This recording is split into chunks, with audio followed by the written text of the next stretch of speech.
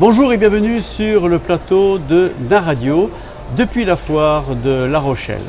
Nous recevons aujourd'hui une personne très particulière qui fait de jolies choses avec ses petites mains. Nous avons ici Madame Elisabeth Lapierre. Bonjour Elisabeth. Bonjour. Alors racontez-moi, qu'est-ce que vous faites exactement de si particulier?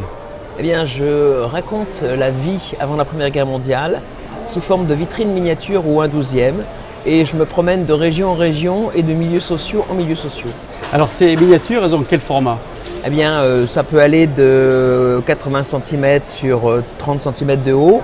Ce sont des grandes vitrines, parce que si vous voulez représenter un intérieur, il faut y mettre tous les meubles, il faut y mettre tous les objets, donc forcément ça prend un peu de place. Et ça, c'est le mobilier, c'est un mobilier que vous faites ou que vous Alors, achetez? je fais tout, je n'achète rien. Les meubles sont faits avec beaucoup de matériaux de récupération, donc par exemple je vais utiliser du cajot, la boîte de camembert. Pour les sols on va utiliser de la boîte de biscotte, de la boîte d'œufs, enfin je récupère.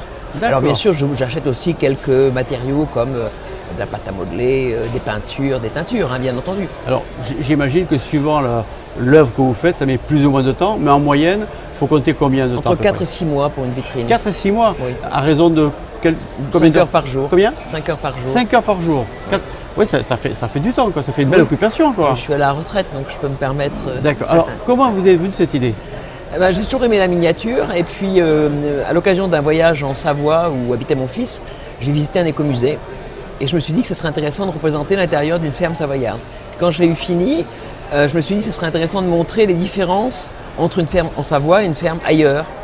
Et donc j'ai commencé comme ça. En fait. Puis après, je me suis promené de région en région. Vous faites un comparatif. Voilà, en quelque sorte c'est ça. Très bien. Mais alors, lorsque vous faites ce genre de prestations, vous les proposez où?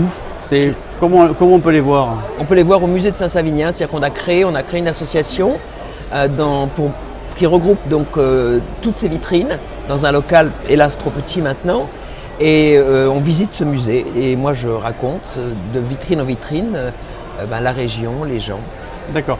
Et là, votre présence ici sur la foire de La Rochelle, j'ai été invité, il y a eu un article sur le musée il y a 2-3 ans en fait, et je crois que M. Cartès a lu cet article et m'a demandé si ça m'intéressait.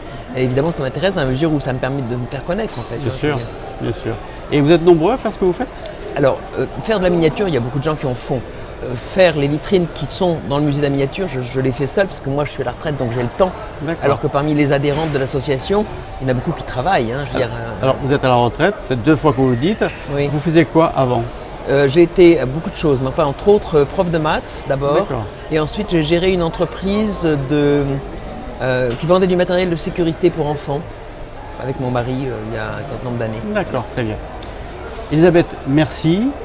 Bonne chance pour cette foire. J'espère qu'on va vous voir très prochainement sur d'autres foires éventuellement. Peut-être. Moi, je vous donne rendez-vous à un prochain clin d'œil sur le stand de NARadio en direct de la foire de La Rochelle. Merci, à bientôt.